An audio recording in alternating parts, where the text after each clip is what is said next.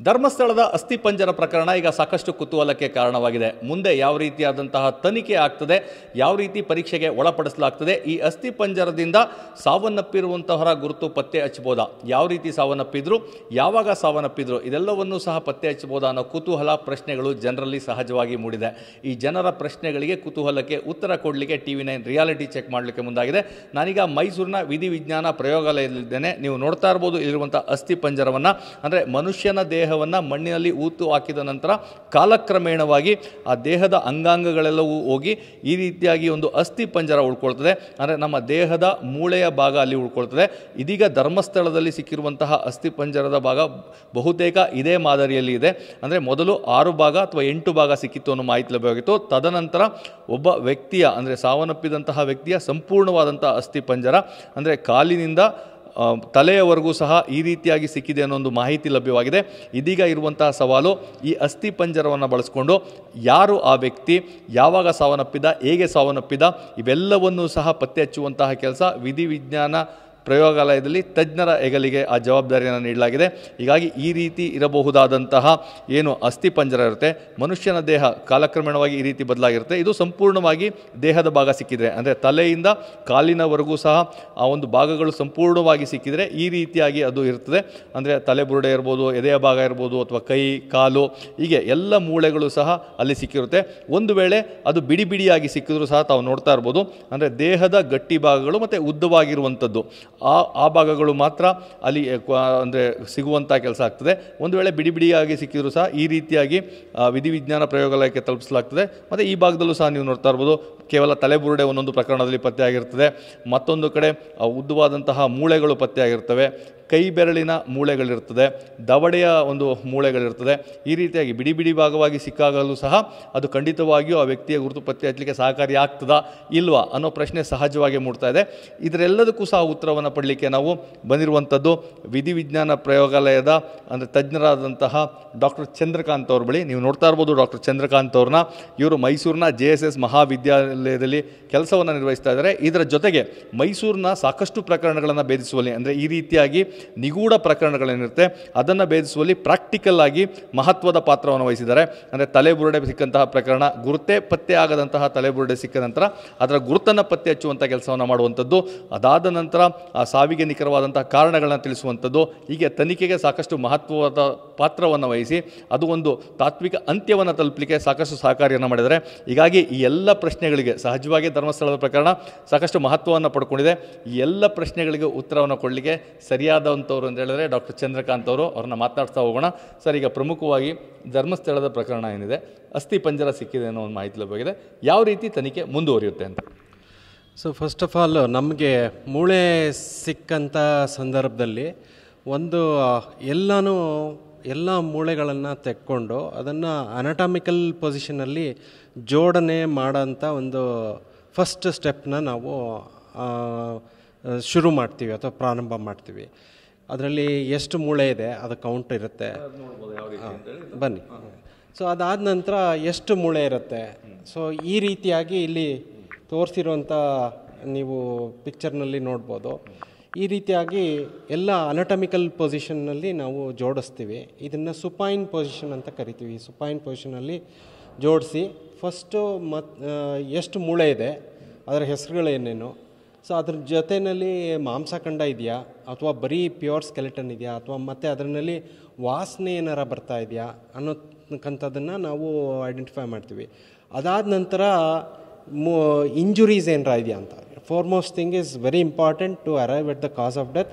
Injuries ಏನಾರ ಇದೆಯಾ ಅಂತೇಳಿ ಅದನ್ನು ನೋಡಬೇಕಾಗುತ್ತೆ. ಅದಾದಮೇಲೆ ಮೂಳೆ ಭಾಗದಲ್ಲಿ ಅದಾದ ನಂತರ ಇದನ್ನು ಏಜ್ ಎಷ್ಟಿರ್ಬೋದು ಮನುಷ್ಯಂದು, ಆಮೇಲೆ ಅವರ ಯಾವ ಇವರು ಹೆಂಗಸೋ ಅಥವಾ ಗಂಡಸೋ ಅಥವಾ ಅವರ ಹೈಟ್ ಎಷ್ಟಿರ್ಬೋದು ಅನ್ನೋದ್ರ ಬಗ್ಗೆನೂ ಕೂಡ ನಮಗೆ ಮಾಹಿತಿ ದೊರಕ್ತದೆ. ಅದಾದಮೇಲೆ ಗಾಯಗಳೇನಾರ ಆಗಿದೆಯಾ ಅಥವಾ ಫ್ರ್ಯಾಕ್ಚರ್ ಏನಾರ ಆಗಿದ್ದು ಅಥವಾ ಕತ್ತರಿಸಿದಂಥ ಹರಿತಾದಂಥ ಒಂದು ಆಯುಧದಿಂದ ಅದನ್ನು ಯಾರಿಗಾರ ಹಲ್ಲೆ ಮಾಡಿದಾಗ ಮೂಳೆಗಳಲ್ಲಿ ಕೂಡ ಗುರುತುಗಳು ಇನ್ನೂ ಸ್ಟಿಲ್ ಹಾಗೇ ಇರುತ್ತೆ. ಸೊ ಇದನ್ನು ಎಲ್ಲ ನಾವು ಕಂಡುಹಿಡಿಬೋದು. ಅದಾದ ನಂತರ ಫೈನಲಿ ಏನಾಗ್ತದೆ, ಹಲ್ಲು ಮತ್ತು ಈ ತೊಡೆ ಮೂಳೆ ಏನಿದೆ ಅದನ್ನು ನಾವು DNA ಸಬ್ಜೆಕ್ಟ್ ಮಾಡಿದಾಗ DNA ಎಕ್ಸ್ಟ್ರಾಕ್ಟ್ ಮಾಡಿ ಅದನ್ನು ಅನಾಲಿಸಿಸ್ ಮಾಡಿ ಒಂದು ಪೋರ್ಟ್ರೇಟ್ ಮಾಡಿದಾಗ ಅದನ್ನು ಸಂಬಂಧಿಕರು ಯಾರು ಕಂಪ್ಲೇಂಟ್ ಇರುತ್ತೆ ಅಥವಾ ಮಿಸ್ಸಿಂಗ್ ಕಂಪ್ಲೇಂಟ್ ಇರುತ್ತೆ ಅವರ ಒಂದು ಜೋಡಣೆ ಕಾರ್ಯಕ್ರಮ ಮಾಡಿ ಅದನ್ನ ಹೊಂದಾಣಿಕೆ ಆಗ್ತಿದೆಯಾ ಅಂತಲೂ ಕೂಡ ಪರಿಶೀಲನೆ ಮಾಡ್ಬೋದು. ಈಗ ಡಾಕ್ಟರ್, ಜನರಲ್ಲಿ ಇರುವಂಥ ಕುತೂಹಲ ಮತ್ತು ಪ್ರಶ್ನೆ ಅಂತ ಹೇಳಿದ್ರೆ, ಮನುಷ್ಯನ ದೇಹವನ್ನು ಮಣ್ಣಿನಲ್ಲಿ ಊತ ನಂತರ ಕಾಲಕ್ರಮೇಣ ಎಷ್ಟು ತಿಂಗಳು ಎಷ್ಟು ವರ್ಷಗಳ ನಂತರ ಅದು ಈ ರೀತಿಯಾಗಿ ಅಸ್ಥಿಪಂಜರವಾಗಿ ಬದಲಾಗ್ತದೆ ಅಂತ. ಸೊ ನಾನೀಗಾಗಲೇ ಹೇಳ್ದಾಗೆ ಅದು ಒಂದು ಏನಾಗುತ್ತೆ ಅಂತಂದರೆ, ಈಗ ವಾತಾವರಣ ಯಾವ ವಾತಾವರಣದಲ್ಲಿದೆ, ಈಗ ಡೆಸರ್ಟಲ್ಲಿದೆಯೋ ಅಥವಾ ಈಗ ನಮಗೆ ಸಿಕ್ಕಿರೋದು ರಿವರ್ ಬದಿನಲ್ಲಿ ಇರೋವಂಥದ್ದು. ಆ ರಿವರ್ ಬದಿನಲ್ಲಿ ತಗೊಂಡಾಗ ನಾವು ಫಾರ್ ಎಕ್ಸಾಂಪಲು ಆ ರಿವರಿಂದ ನೀರು ಪರ್ಕ್ಯುಲೇಟ್ ಆಗ್ತದೆ. ಸರ್ವೇ ಸಾಮಾನ್ಯ 8ರಿಂದ 10 ಅಡಿ ನಾನು ಕೇಳ್ದಾಗೆ ನೀರು ವಾಟರ್ ಲೆವೆಲ್ ಜಾಸ್ತಿ ಆಗುತ್ತೆ ಅಂಥೇಳಿ. ಆ ವಾಟರ್ ಲೆವೆಲ್ ಕೂಡ ಈ ಸಮಾಧಿಯೊಳಗೆ ನೀರು ನುಗ್ಗುವಂಥ ಸಾಧ್ಯತೆ ಇದೆ. ನಿನ್ನೆನೂ ನಾನು ಟಿ ವಿಲಿ ನೋಡಿದಾಗ ಅಗಿತಾ ಇರುವ ಸಮಯದಲ್ಲಿ ನೀರು ಕೂಡ ಗುಂಡಿ ಒಳಗಡೆ ಬಂತು. So it is one of the challenges. So ಅದ್ರ ಜೊತೆಯಲ್ಲಿ whether the soil is acidic in nature ಅಥವಾ ಆಲ್ಕಲೈನ್ ಇನ್ ನೇಚರನ್ನು ಕೂಡ ಪತ್ತೆ ಹಚ್ಬೋದು. Plus in case any poisoning ಏನಾರ ಇದ್ದರೆ ಮೂಳೆಯಲ್ಲಿ ಆಲ್ ದ ಹೆವಿ ಮೆಟಲ್ಸ್ ಏನಾಗಿರುತ್ತೆ, ಪಾಯ್ಸನ್ಸ್ ಎಸ್ಪೆಷಲಿ ಆರ್ಸೆನಿಕ್ ಮತ್ತು ಆ್ಯಂಟಿಮೋನಿ, ಇದು ಮೂಳೆಯಲ್ಲಿ ಸೇರಿಕೊಂಡಿರುತ್ತೆ. So there is something called as permissible limits. ಆ ಪರ್ಮಿಸಿಬಲ್ ಲಿಮಿಟ್ ಬಿಟ್ಟು ಜಾಸ್ತಿ ಇದೆಯಾ ಅಥವಾ ಮಣ್ಣಿನಲ್ಲಿ ಎಷ್ಟಿದೆ ಮೂಳೆಯಲ್ಲಿ ಎಷ್ಟಿದೆ ಅಂತ ಒಂದು ಕಂಡುಹಿಡಿಯುವಂಥ ಒಂದು ಪ್ರಯತ್ನ ಕೂಡ ಮಾಡ್ಬೋದು. ಅಪಾರ್ಟ್ ಫ್ರಮ್ ದ್ಯಾಟ್ DNA ಬರುತ್ತೆ. DNA ಜೊತೆಗೆ ಕೂಡ ನಾವು ಡಯಾಟಮ್ ಟೆಸ್ಟ್ ಅಂತೇಳಿ ಕೂಡ ಮಾಡಿ ಅದನ್ನು ಪತ್ತೆ ಹಚ್ಬೋದು. ಈ ಎಲ್ಲ ಪರಿಸ್ಥಿತಿಗಳನ್ನು ನಾವು ಅವಲೋಕಿಸಿದರೆ ಕನಿಷ್ಠ ಮತ್ತು ಗರಿಷ್ಠ ತೆಗೆದುಕೊಳ್ಳೋದಾದರೆ ಕನಿಷ್ಠ ಎಷ್ಟು ದಿನ ಬೇಕು ಅದು ಅಸ್ಥಿಪಂಜರ ಆಗಿ ಬದಲಾಗಲಿಕ್ಕೆ, ಅಥವಾ ಗರಿಷ್ಠ ಎಷ್ಟು ಬೇಕಾಗುತ್ತೆ ಅಂತ? ಸೊ ಇದರ ಮಾಹಿತಿ ಪ್ರಕಾರ ನನಗನ್ಸೋದು, ನಾನು ನೋಡ್ರ ಮಟ್ಟಿಗೆ ಪೂರ್ತಿ ಸ್ಕೆಲೆಟನೈಸೇಷನ್ ಆಗಿದೆ ಅಂತಂದರೆ ನಾವು ಯೂಶಲಿ ಒಂದು ರೇಂಜ್ ಹೇಳ್ತೀವಿ, it is more than 1 year ಅಂತೇಳಿ ಕೂಡ ಹೇಳ್ಬೋದು.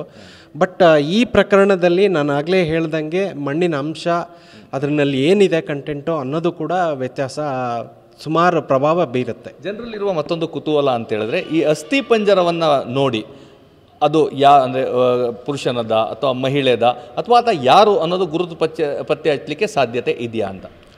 ಹೌದು, ತಲೆಬುರುಡೆ ಮತ್ತು ಸೊಂಟದ ಮೂಳೆ ನಾವು ತೆಕ್ಕೊಂಡಾಗ, ಸೊ ಈ 2 ಮೂಳೆ ಸಿಕ್ಕಾಗ ನಾವು ಅದನ್ನು ತುಂಬ ಸಲೀಸಾಗಿ ಈಗಾಗಲೇ ತಲೆಬುರುಡೆ ತೆಕ್ಕೊಂಡಾಗ, ಈಗ ಫಾರ್ ಎಕ್ಸಾಂಪಲ್ ನೋಡಿ, ಇದು ಸೊಂಟದ ಮೂಳೆ, ಇದು ಸೊಂಟದ ಮೂಳೆ, ಇದು ತುಂಬ ಚಿಕ್ಕ ಮಗುವೊಂದು. ಈ ಮಗುನಲ್ಲೂ ಕೂಡ ಡಿಫ್ರೆನ್ಸಿಯೇಷನ್ ಆಲ್ರೆಡಿ ಆಗೋಗ್ಬಿಟ್ಟಿರುತ್ತೆ, ಇದು ಆಲ್ರೆಡಿ ಆಗೋಗಿರುತ್ತೆ. ಇದನ್ನು ನಾವು ಸಯಾಟಿಕ್ ನಾಚ್ ಅಂತೇಳಿ ಕರಿತೀವಿ. ಸೊ ಇದನ್ನಲ್ಲೇ ನೀವು ವ್ಯತ್ಯಾಸ ಕಾಣ್ಬೋದು. ಸೊ ಗಂಡಸ್ನಲ್ಲಿ ಇದು ಅಗಲ ಮತ್ತು ಡೆಪ್ತ್ ಕಡಿಮೆ ಇರ್ತದೆ, ಈ ರೀತಿ ಇರ್ತದೆ. ಇದು ನೋಡಿ, ಇದು ಗಂಡಸಿನ ಮೂಳೆ, it is narrow and deep ಅಂತೇಳಿ ನಾವು ಕರಿತೀವಿ. ಇದರದ್ದು ಮೆಷರ್ಮೆಂಟ್ಸ್ ತೆಕ್ಕೊಂಡು ನಾವು ಇದನ್ನ ಸಯಾಟಿಕ್ ನಾಚ್ ಇಂಡೆಕ್ಸ್ ಅಂತೇಳಿ ಕರಿತೀವಿ. ಇವೆರಡನ್ನೂ ನಾವು ಮೆಷರ್ಮೆಂಟ್ಸ್ ತಗೊಂಡು ಈವನ್ ಮಗುನಲ್ಲಿ ಕೂಡ ನಾವು ಮಾಡ್ಬೋದು. ಯೂಶಲಿ ಪ್ರಿಫರಬ್ಲಿ ಆಸಿಫೈಡ್ ಬೋನ್ಸ್ ಅಂತೇಳಿ ಹೇಳ್ತೀವಿ. ಅಂದರೆ ಈ ಎಲ್ಲ ಆಸಿಫಿಕೇಷನ್ ಸೆಂಟರ್ಸು ಜೋಡಣೆ ಆದಾಗ ಸೊ ಒಬ್ಬ ವ್ಯಕ್ತಿ ಕರೆಕ್ಟಾಗಿ ಹೇಳ್ಬೋದು ಅಂತೇಳಿ ಏಜನ್ನು. ಬಟ್ ಆದರೆ ಜೆಂಡರು ನಾವು ಹುಟ್ಟುವಾಗ ಅಲ್ಲೇ ಡಿಸೈಡ್ ಆಗೋಗಿರೋದ್ರಿಂದ ಸೊ ಇಲ್ಲೂ ಕೂಡ ಜೆಂಡರ್ ಡಿಫ್ರೆನ್ಸಿಯೇಷನ್ ಇರುತ್ತೆ ಅಂತೇಳಿ ನಾನು ಹೇಳಲಿಕ್ಕೆ ಇಷ್ಟಪಡ್ತೀನಿ. ತಲೆಬುರುಡೆಯಲ್ಲಿ ಯಾವ ರೀತಿ ಕಂಡುಬೋದು, ಪುರುಷ ಅಥವಾ ಮಹಿಳೆ ಅಂತೇಳಿ? ಸೊ ತಲೆಬುರುಡೆಯಲ್ಲಿ ಸಮ್ ಆಫ್ ದ ಫೀಚರ್ಸ್ ಇಲ್ಲಿ ತಗೊಳ್ತೀನಿ ಒಂದು ನಿಮಿಷ. ಸೊ ಈಗ ನಾನು ಆಗಲೇ ಹೇಳ್ದಾಗೆ, ಈಗ 2 ಮೂಳೆನ ನಾವು ಪಕ್ಕದಲ್ಲಿ ಒಂದು ಪ್ಲೇನ್ ಸರ್ಫೇಸಲ್ಲಿ ಇಡ್ತೀವಿ. ಸೊ ಪ್ಲೇನ್ ಸರ್ಫೇಸಲ್ಲಿ ಇಟ್ಟಾಗ ಸೊ ಇದೇನು ಹೇಳ್ತದೆ ಅಂತಂದರೆ, ಈಗ ನಿಮಗೆ ಈ ಕಾಣ್ತಿರೋ ಹಾಗೇ 2ರಲ್ಲೂ ವ್ಯತ್ಯಾಸ ಇದೆ ಅಂತ ನನಗನ್ಸುತ್ತೆ. ಎಲ್ಲರಿಗೂ ಅದು ವ್ಯತ್ಯಾಸ ಗೊತ್ತಾಗ್ತಾ ಇದೆ ಒಂದು. ಸೊ ಈಗ ತಲೆ ಬುರುಡೆ ನಾವು ಮುಟ್ಟು ನೋಡಿದಾಗ ಸೊ ನಾವೇನು ಎಕ್ಸ್ಪ್ಲನೇಷನ್ ಕೊಡ್ತೀವಿ ಅಂದರೆ, if it is hard and rigid. And ಇದು ಯಾಕೆ ಅಂತಂದರೆ, ಗಂಡಸಿನ ತಲೆ ಬುರುಡೆಯಲ್ಲಿ ಮಾಂಸಖಂಡ ಜಾಸ್ತಿ ಇರುತ್ತೆ ಕಂಪ್ಯಾರಿಟಿವ್ಲಿ. ಸೊ ಇದರಲ್ಲಿ it is smooth and rounded ಅಂತೇಳಿ ಹೇಳ್ತೀವಿ. ಈ ಗಂಡಸಿನ ಹಣೆ ಇದು ಸ್ಲೋಪಿಂಗ್ ಇರುತ್ತೆ ಅಂತೇಳಿ ಹೇಳ್ತೀವಿ. ಇದು ಸ್ಲೋಪಿಂಗ್ ಇರುತ್ತೆ. ಇದನ್ನು ನಾವು ಸುಪ್ರಾ ಆರ್ಬೈಟಲ್ ಮಾರ್ಜಿನ್ಸ್ ಅಂತೇಳಿ ಕರಿತೀವಿ. Supra orbital margins. It is more prominent in case of males, whereas this is less prominent in case of females ಅಂತೇಳಿ ಹೇಳ್ತೀವಿ. ಅದಾದ ನಂತರ ಈ ಪಾಯಿಂಟ್, ಇದನ್ನು ಲ್ಯಾಟ್ರಲ್ ವ್ಯೂ ಅಂತ ಕರಿತೀವಿ. ಈ ಥರ ಇಟ್ಟಾಗ ಅದನ್ನು ಲ್ಯಾಟ್ರಲ್ ವ್ಯೂ ಅಂತೇಳಿ ಹೇಳ್ತೀವಿ. ಈ ಭಾಗನ ನೀವು ಗಮನಿಸಿದ್ರೆ this point is called as frontonasal angulation ಅಂತ. frontonasal angulation, this is more distinct. It is a point, it is more distinct ಅಂತೇಳಿ ಹೇಳ್ತೀವಿ. ಅದೇ ರೀತಿ ಹಣೆಯ ಮಧ್ಯಭಾಗದಲ್ಲಿ ಇದನ್ನು ಗ್ಲೆಬೆಲ್ಲಾ ಅಂತ ಕರಿತೀವಿ. ಗ್ಲೆಬೆಲ್ಲಾ ಅಂತೇಳಿ ಹೇಳೋದು ಇದು ಗಂಡಸರಲ್ಲಿ ಮೋರ್ ಪ್ರಾಮಿನೆಂಟ್ ಆಗಿರುತ್ತೆ. ಅದೇ ನೀವು ಹೆಂಗಸ್ನ ಮೂಳೆಯಲ್ಲಿ ನೀವು comparison, this is called as comparative anatomy. This is less distinct and glabella is also less prominent ಅಂತೇಳಿ ಹೇಳ್ತೀವಿ. ಅದಾದಮೇಲೆ ಇದನ್ನು ಆರ್ಬಿಟ್ಸ್, ಕಣ್ಣು ಗುಡ್ಡೆ ಇರುವಂಥ ಜಾಗನ ನಾವು ಆರ್ಬಿಟ್ಸ್ ಅಂತೇಳಿ ಇದಕ್ಕೆ ಕರಿತೀವಿ. This by comparison which say it as squarish. Something which is not a square, it is called as a squarish. And ಇದು ರೌಂಡಿಶ್ ಅಂತೇಳಿ ಕರಿತೀವಿ. It is not a exact round. So ಅದಾದ ನಂತರ ಇದನ್ನು ನಾವು ಆರ್ಬೈಟಲ್ ಮಾರ್ಜಿನ್ಸ್ ಅಂತೇಳಿ ಕರಿತೀವಿ ಎರಡೂ ಭಾಗದಲ್ಲಿ. So it is orbital margins are sharp, ಇದು orbital margins in females are rounded ಅಂತೇಳಿ ನಾವು ಹೇಳ್ತೀವಿ.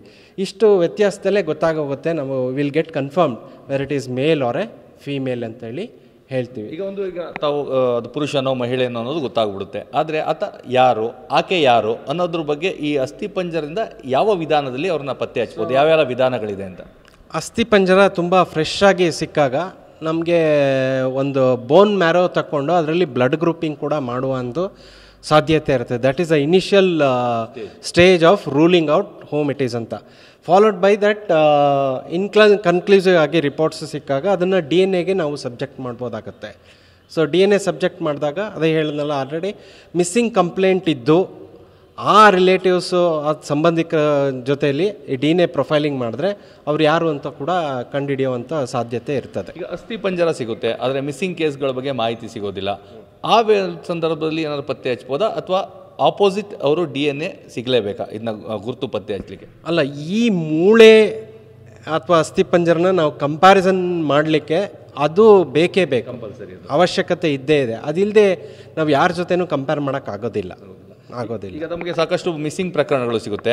ಒಂದು ತಲೆಬುರುಡೆ ಇರುತ್ತೆ, ಅದನ್ನು ಮತ್ತೆ ರೀಕನ್ಸ್ಟ್ರಕ್ಟ್ ಮಾಡ್ಬೋದಾ ಆ ವ್ಯಕ್ತಿಯ ಮುಖಚರ್ಯ ಮತ್ತು ಅದನ್ನೆಲ್ಲ ಮಾಡಿ ಅದರ ಸಾಧ್ಯತೆಗಳು ಇದೆಯಾ ಅಂತ ಅಸ್ಥಿಪಂಜರದ ಬುರುಡೆಯಿಂದ?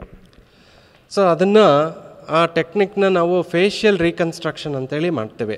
ಈಗ ಸಪೋಸ್ ಒಂದು ತಲೆ ಬುರುಡೆ ಅಷ್ಟೇ ಸಿಕ್ಕಿರುತ್ತೆ, ಮೈಸೂರಂಥ ಪ್ರಾಂತ್ಯದಲ್ಲಿ ಕಾಡು ತುಂಬ ಹತ್ತಿರ ಇದೆ, ನಮಗೆ ನದಿ ಇದೆ, ಕೊಳಗಳಿದೆ, ಮತ್ತು ಸಾಕಷ್ಟು ಪಾಂಡ್ ಲೇಕ್ಸ್ ಎಲ್ಲ ಸುತ್ತಮುತ್ತ ಇರೋದ್ರಿಂದ ಕೆಲವು ಟೈಮ್ ಏನಾಗುತ್ತೆ, ತಲೆ ಬುರುಡೆನ ತಗೊಂಡು ಬರ್ತಾರೆ ಪೊಲೀಸರು.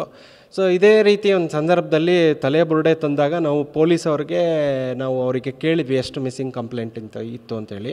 ಅದರಲ್ಲಿ 7 ಜನದ್ದು ಮಿಸ್ಸಿಂಗ್ ಕಂಪ್ಲೇಂಟ್ ಇತ್ತು, ಪ್ಲಸ್ ಅವ್ರದ್ದು ರೀಸೆಂಟ್ ಫೋಟೋಗ್ರಾಫ್ಸ್ ಕೊಡಿ ಅಂಥೇಳಿ ಹೇಳಿದಾಗ ಸೊ ಅವರ ಈ ಫೇಶಿಯಲ್ ಮಸಲ್ ಥಿಕ್ನೆಸ್ನ ಅಸೆಸ್ ಮಾಡಿ ಅದ್ರ ಮೇಲೆ ಆ ಮಸಲ್ನ ನಾವು ಫೇಸ್ನ ರೀಕನ್ಸ್ಟ್ರಕ್ಟ್ ಮಾಡಿ ಥಿಕ್ನೆಸ್ ಬೇಸಿಸ್ ಮೇಲೆ we could passively identify that this person by exclusively this person is mister A or missus A ಅಂತೇಳಿ ನಾವು ಹೇಳಲಿಕ್ಕೆ ಒಂದು ಸಾಧ್ಯತೆ ಆಯಿತು.